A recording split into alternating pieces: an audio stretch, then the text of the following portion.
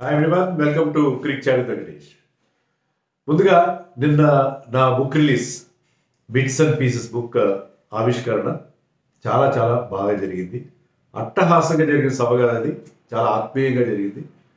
ఒక family function లాగా అసలు జరిగింది. మన ఛానల్ కుటుంబ సభ్యులు చాలామంది వచ్చారు. అఖిల్ లాంటి వాళ్ళు ఢిల్లీ నుంచి వచ్చారు. ఇంకా కొంతమంది దూర దూర ప్రాంతాల నుంచి కూడా వచ్చారు. కొంతమంది గ్రూప్ 2 ఎగ్జామ్ రాసి వచ్చిన వాళ్ళు కూడా ఉన్నారు. నేను చెప్పేది ఏంటంటే, మీరు ఎగ్జామ్స్ ఉన్నప్పుడు ఎగ్జామ్స్ కాన్సన్ట్రేట్ చేయండి. ఇలాంటివన్నీ జరుగుతూనే ఉంటాయి. సో కెరియర్ చాలా ముఖ్యం. But so many people came and showered their affection on me. మన ఛానల్ సభ్యులు వచ్చారు. కొంతమంది ఆఫీస్లో సడన్గా నా వీడియో చూసి అర్జెంటుగా ఆఫీస్ నుంచి పరిగెత్తుకొచ్చారని చెప్పిన వాళ్ళు కూడా ఉన్నారు. సో మీ అందరూ అభిమానం that keeps me going. So book ఇంకా ఆన్లైన్లో లేదు. Distributor is asking for some time ఆన్లైన్లో పెట్టడానికి. కొంత టైం ఆన్లైన్లో రాగానే మీకు చెప్తాను, పుస్తకం చెప్తాను. పుస్తకం సంబంధించిన విశేషాల సంబంధించి కూడా ఒక వీడియో నేను చేస్తాను. పుస్తకంలో ఏముంది, కంటెంట్ ఏముందని కూడా చేస్తాను. ఆన్లైన్లో అవైలబిలిటీ వచ్చిన తర్వాత దాని గురించి మాట్లాడదాం. Interesting book. ఎవరి కోసం అది? మెయిన్గా ఎవరైతే క్రికెట్ని పిచ్చిగా ప్రేమిస్తారో వాళ్ళకి ఆ పుస్తకం వస్తుంది. క్రికెట్ ఎంటర్టైన్మెంట్గా భావించే వాళ్ళకి అవసరం లేదండి పుస్తకం. క్రికెట్ని ఎవరైతే క్రికెట్ మీద బోళ్ళంత ప్రేమ, బోళ్ళంత ప్యాషన్ ఉండదో వాళ్ళ కోసం నేను రాసిన పుస్తకం అది. సో దట్ సెడ్, మరి ఈరోజు మ్యాచ్ ఎలా సాగింది? మ్యాచ్ ఇండియాకి సాటిస్ఫాక్షన్. ఫాలో ఆన్ గండం తప్పింది. డ్రా దిశగా మ్యాచ్ వెళ్ళే అవకాశాలు స్పష్టంగా కనిపిస్తున్నాయి. ఎందుకంటే ఒకరోజు ఆటే ఉంది, రేపు కూడా కొంత రెయిన్ ఫోర్కాస్ట్ ఉంది, థండర్ షవర్స్ అనేది ఉంది.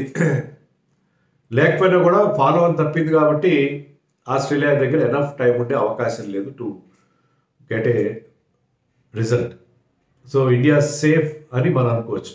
అయితే హ్యావింగ్ సెడ్ దట్, నాకు ఏమనిపించిందంటే ఇండియా ఫాలో ఆన్ ఆడుంటే బాగుండేది అని అనిపించింది. ఎందుకంటే నేను మళ్ళీ చెప్తాను, సస్పెన్స్. నాకైతే చాలా 2 బలమైన కారణాలు ఉన్నాయి. నాకు ఇండియా ఫాలో ఆన్ ఆడుంటే బాగుండేది అన్నదానికి నా 2 బలమైన కారణాలు ఉన్నాయి. అది చెప్తాను నేను. ముందుగా ఈరోజు ఏం జరిగింది? So India started in difficult condition. ఆడింది 17 అవర్స్లో 3 వికెట్లు పోగొట్టేసుకుని మనం చాలా కష్టమైన సిచ్యువేషన్లో ఉన్నాం. రోహిత్ శర్మ మరి ఉన్న కాసేపు పర్వాలేదు, బాగానే ఉన్నాడు. ప్రెషర్ కూడా లేదు. వర్షం ఉంది, మ్యాచ్లో ఎక్కువ టైం లేదు, డ్రా అయ్యే అవకాశం ఉందని మామూలుగా ఉండేది, ప్రెషర్ లేదు. బట్ 10 రన్స్ చేసిన తర్వాత Rohit got out. Outside the off stump, he was feeling for the ball outside the off stump and was caught behind.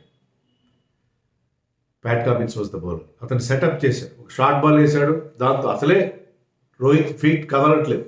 Short ball వేసేసరికి ఇంకొంచెం ఫీట్ మూవ్మెంట్ లేకుండా అయిపోయింది. So Rohit once again found wanting. ఈరోజు ఆటలో మనకి ఎక్కువ కన్సర్న్ ఆందోళన కలిగిస్తుంది ఏంటంటే రోహిత్ ఫామ్. రోహిత్ కంటిన్యూగా ఫెయిల్ అవుతున్నాడు. చాలా ఆందోళనకరంగా మారింది రోహిత్ ఫామ్. మొన్నటిదాకా నేను కూడా చాలా హోప్ఫుల్గా ఉన్నాను. ఏదో ఒక ఇన్నింగ్స్లో వీళ్ళు గ్రేట్ ప్లేయర్స్, ఏదో ఒక ఇన్నింగ్స్లో మళ్ళీ వెనక్కి వస్తారులే. ఇక్కడ సిచ్యుయేషన్ అంత కష్టంగా లేదు. అవుట్ సైడ్ ఆఫ్ స్టంప్ బాల్ని వదిలేసి కూడా ఉండొచ్చు. మరి ప్రాబ్లం చాలా క్లియర్గా కనిపిస్తుంది. లేట్ అవుతున్నారు షార్ట్స్ విషయంలో, ఫీట్ మూవ్ కావట్లేదు. Rohit Sharma is having all sorts of problems. అంటే ఫామ్లో లేనప్పుడు అలాంటి అన్ని టెక్నికల్ డెఫిషియన్సీస్ కూడా వస్తాయి, అన్ని రకాలుగా ఇబ్బందులు వస్తాయి. రోహిత్ శర్మ ఫామ్ అనేది చాలా ఆందోళన కలిగిస్తున్న విషయం. So India I think reduce to 74 for 4 అయితే ఆ స్టేజ్లో. అక్కడ మనకి టెన్షన్ మొదలైంది. ఖచ్చితంగా ఫాలో ఆడతారని అనిపించింది. నాకు మొదలు కాదు టెన్షన్. అంటే నేనైతే ఫాలో ఆడాలని అని కోరుకున్నాను కదా, మేబీ అప్పుడు కోరుకోలేదేమో. కానీ జడేజాకి యాక్చువల్గా నితీష్ కుమార్ రెడ్డి ప్రమోషన్ ఇవ్వాలని చెప్పి మన వాళ్ళు అంటున్నారు కానీ now he is batting number 8. Jadeja with his batting talent has to bat number, and is left hander. రాహుల్కి అతను కలిసి ఒక మంచి పార్ట్నర్షిప్, 67 రన్స్ యాడ్ చేశారు ఇద్దరు. That saved India the match అని చెప్పాలి. వీళ్ళిద్దరూ ఆడిన తీరు, ముఖ్యంగా రాహుల్ గురించి ఎంత చెప్పినా కూడా తక్కువ. ఎందుకంటే he was batting in such a sound fashion. ఎంత స్టాండౌట్ పర్ఫార్మెన్స్ అంటే మామూలుగా ఎంత కరెక్ట్గా కాదు అతని judgement. Outside off stump ball వదిలేది, ఆర్ట్ ఆఫ్ లీవింగ్ అని మనం చెప్తామే, the way he was leaving the deliveries outside the, అదే ఇప్పుడే నేను రాహుల్ ప్రెస్ మీట్ చూశాను. నువ్వు ఆడినట్టు మిగతా వాళ్ళు ఎందుకు ఆడలేకపోతే ఒక సూటిగా ప్రశ్న అడిగారు. అంటే ఎవరి టెక్నిక్ వాళ్ళకి, ఎవరి స్టైల్ వాళ్ళది ఉంటారు. కానీ ఇదే స్టైల్ అందరూ అవలంబించారు. ఈ knows where his off stump piece. అందుకని ఆఫ్ స్టంప్ కవర్ చేస్తాడు.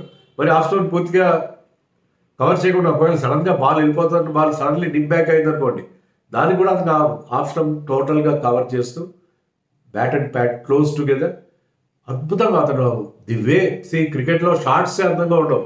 కొన్నిసార్లు ఒక మంచి, అంటే the kind of position that you gets in to, మీరు మంచి పొజిషన్లోకి వచ్చి డిఫెన్స్ ఆడితే కూడా చూడడానికి చాలా ముచ్చటగా ఉంది. అదే రాహుల్ చేసిన పని. The way he left those deliveries outside off stump, short balls ఆడిన తీరు, స్పిన్నర్స్ ఆడిన తీరు అన్నీ కూడా అద్భుతంగా ఉన్నాయి. Century was there for the taking, కానీ అది జరగలేదు అన్ఫార్చునేట్లీ. ఎప్పటిలాగే రాహుల్ ఎప్పుడు నేను వైట్ బాల్ క్రికెట్ కూడా చూస్తాను, ఆఫ్ స్పిన్నర్ వస్తే అగేన్స్ట్ ద టర్న్ బాగా వెనక్కి వెళ్ళి deep in to the crease వెళ్ళి దాన్ని లేట్గా కట్ చేసే ప్రయత్నం చేస్తాడు, లేట్ కట్ ఆడే ప్రయత్నం చేస్తాడు. అది అతనికి చాలా రన్స్ ఇస్తుంది ఈవెన్ వైట్ బాల్ క్రికెట్. అదే షాట్ ఇక్కడ ప్రయత్నం చేశాడు కానీ అక్కడ సైడ్ దౌడ్ లాగా అడ్డుపడ్డాడు Steve Smith. Wonderful catch has taken. That ball was travelling and going away from him. 4 తన ఖాతాలో పడింది అనుకుని ఉండొచ్చు రాహుల్, కానీ అద్భుతమైన క్యాచ్ పెట్టాడు. అదే స్టీవ్ స్మిత్ ఈరోజు morning first ball of the morning ఒక సిట్టర్ వదిలేశాడు. Steve Smith one of the best fielders in the slip card, 170 and పైగా ఉన్నాయి అతను క్యాచ్. అతను క్యాచ్ వదిలేయడం ఏంటి, అతను నిద్రలో లేపి పట్టుకునే క్యాచ్. మరి ఎందుకు వదిలేసాడో, వదిలేయడం కాకుండా ఎంత అతను కొంచెం ఇడియోసింక్రసిస్ ఉంటాయి కదా, ఆ తత్తరపాట్లో వెళ్ళి పక్కన ఉన్న కవాజా కాలు కూడా తొక్కేశాడు పక్కన ఉన్న స్లిప్ వేలో.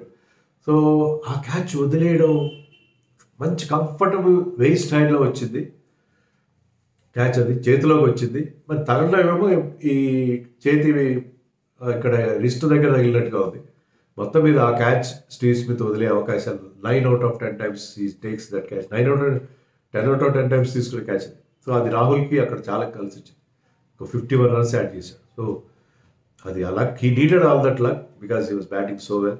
బట్ స్టీవ్ స్మిత్ వదిలేసిన క్యాచ్కి అతనే అమెండ్స్ చేశాడు, మంచి అద్భుతమైన క్యాచ్ పెట్టాడు.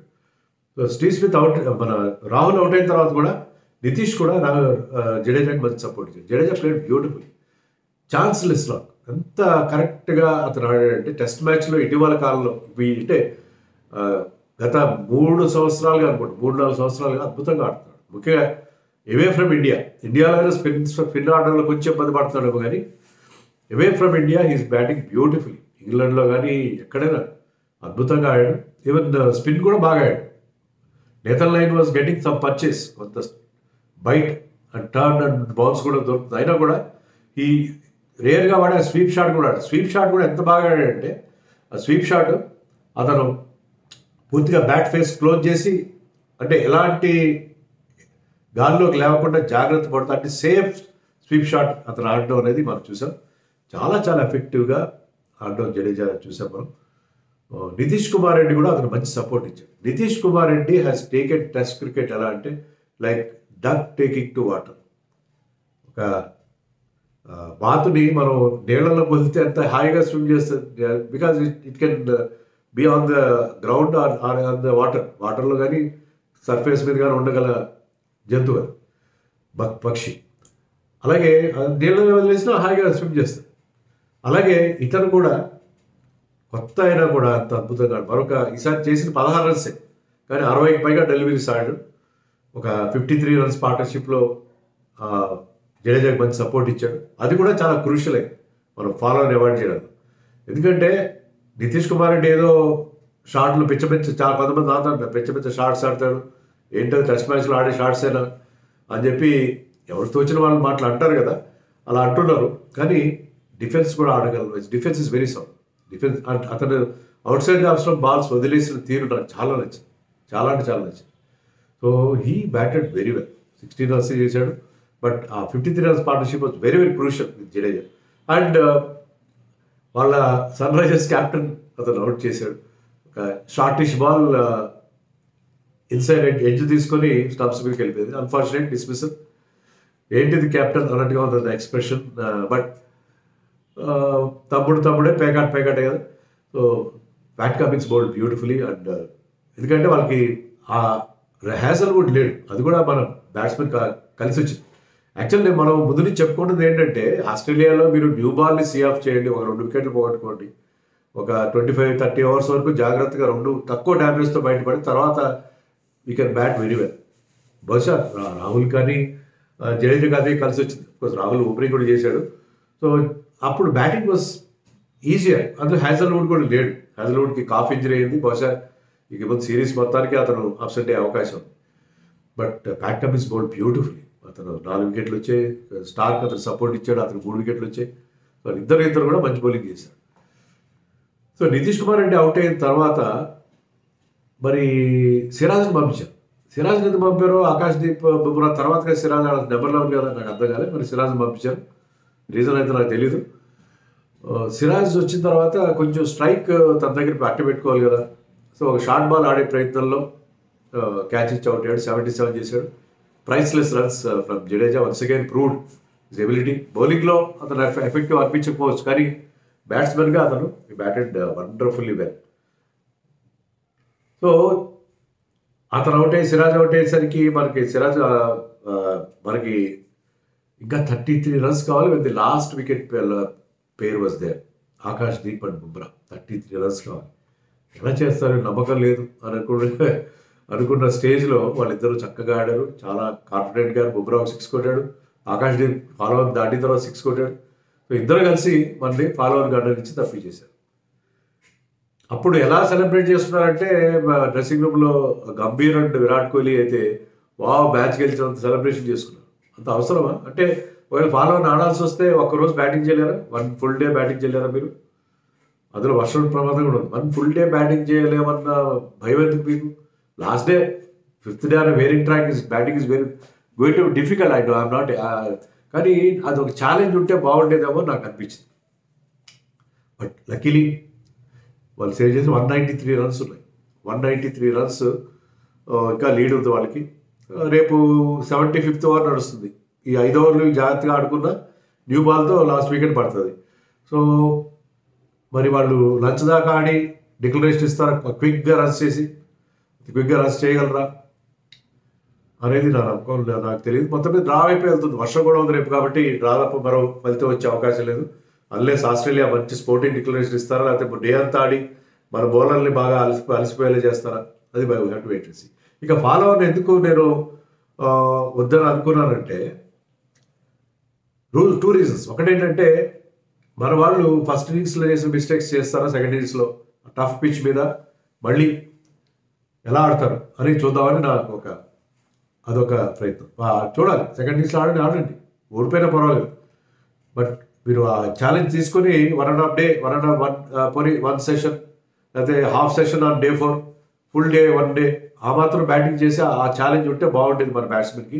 ఫస్ట్ ఇన్నింగ్స్లో చేసిన మిస్టేక్స్ చేయకుండా ఎలా బయటపడతారు, అది గిల్ కావచ్చు, విరాట్ కోహ్లీ కావచ్చు, ఎవరైనా జైస్వాల్ కావచ్చు అని చూడాలి నాకు అనుకున్నాను. రెండోది ఏంటంటే, Bumrah is a precious bowler మనకి. బుమ్రా మళ్ళీ బౌలింగ్ చేయడం ఎందుకు? బౌలింగ్ చేయకుండా ఉంటే ఫ్రెష్గా ఉంటాడు నెక్స్ట్ టెస్ట్ మ్యాచ్, ఎక్కువ దూరం లేదు అనేది ఒక ఫీలింగ్. సో ఈరోజు అక్కడ స్టేడియంలో ఉంటే మీకు చాలా చాలా గమ్మత్తైన సిచ్యుయేషన్ కనిపించి ఉంటుంది. ఎందుకంటే వర్షం రావాలని మనం కోరుకోవడం, వద్దని వాళ్ళు కోరుకోవడం, అదంతా రఘు మాటల్లో మనం విద్దాం. Who is there at Gabba stadium? Over to you Raghu. Test match అంటే నాకు ఎందుకంత పిచ్చి, ఎందుకంత ప్రాణం అనేది ఇవాళ మళ్ళీ ఇంకోసారి రుజువైంది. నిన్న నేను అనుకున్నాను, నెక్స్ట్ 2 days నేను గ్రౌండ్కి వెళ్ళి I will pray for rain for the next 2 days అనుకున్నాను. ఇవాళ గ్రౌండ్కి వెళ్ళినప్పుడు మంచి ఎండ కాస్తోంది. టికెట్ తీసుకొని ఇంకొంచెం టైం ఉందనగా జస్ట్ అలా సైడ్కి వెళ్తుంటే మన వాళ్ళు నెట్ ప్రాక్టీస్ చేస్తూ కనిపించారు. రోహిత్ శర్మ, శుభ్మన్ గిల్ అండ్ విరాట్ కోహ్లీ. వాళ్ళకి బౌలింగ్ వేస్తున్నది హర్షిత్ రాణా అండ్ వాషింగ్టన్ సుందర్, మన left arm throwdown specialist. Rohit శర్మకి తొడ మీద దెబ్బ తగిలింది. వాబ్బో ఇంకేమవుతుందో అనుకున్నా. సో లక్కీగా అది అంతగా దాని ఇన్ఫ్లుయెన్స్ చూపించలేదు. Rohit batted normally. For the first time I was surprise to see a 3 hour session in a test match. First session it went on for 3 hours before the lunch was called. అది నాకు కొంచెం ఆశ్చర్యం అనిపించింది. ఒక పక్కన గుబులు, Rohit Sharma out అయిపోయాడు, ఏం జరుగుతుంది అని. తర్వాత వర్షం breaks. For every single drop of rain, మీరు నమ్మరు, నాతో పాటు the entire Indian contingent was clapping, was praying. ఆట వద్దు అనుకుంటున్నారు. ఇంకో పక్కన ఆస్ట్రేలియన్స్ ఏమో ఎవ్రీ బాల్కి ఈ బాల్లో వికెట్, ఈ బాల్లో వికెట్ అని. It was such a remarkable thing. నిన్నట్లాగానే ఈరోజు లాస్ట్ సెషన్ ఎంతకాలం పోతుందో మేము ఎక్స్పెక్ట్ చేయలేదు. కానీ లాస్ట్ సెషన్ మన బౌలర్స్ ఆడిన పద్ధతి, అఫ్కోర్స్ జడేజా బాగా ఆడాడు. He pulled to a lot extent, he drag the deficit down to a large extent. కానీ ఆ లాస్ట్ సెషన్, లాస్ట్ బిట్లో Akashdeep and Bumrah, test match cricket at its absolute best. ఇప్పుడు నాకు I'm having to reconsider my options and I'm little serious about this. రేపు even first ఓవర్లో మన వాళ్ళు out అయిపోయినా కూడా Australia will have to bat again. అప్పుడు ఏమవుతుంది? They will bat out at least 1.5 hours. 12 o'clock local time తర్వాత రెయిన్ ఉంది అంటున్నారు. లేదా వాళ్ళు ఓన్లీ 1 hour ఆడి మనకి బ్యాటింగ్ ఇస్తారా చెప్పలేము. మన బ్యాటింగ్ చాలా బ్రిటిల్గా ఉంది. టాప్ ఆర్డర్ ఫ్రెజైల్గా ఉంది. మిడిల్ ఆర్డర్ కన్సాలిడేట్ చేస్తున్నారు. లేట్ లోవర్ ఆర్డర్ ఏమైనా చేయగలరు. So what's in store for us we don't know. నేను వారి కోసం ప్రే చేయాలా వద్దా మీరు చెప్పండి.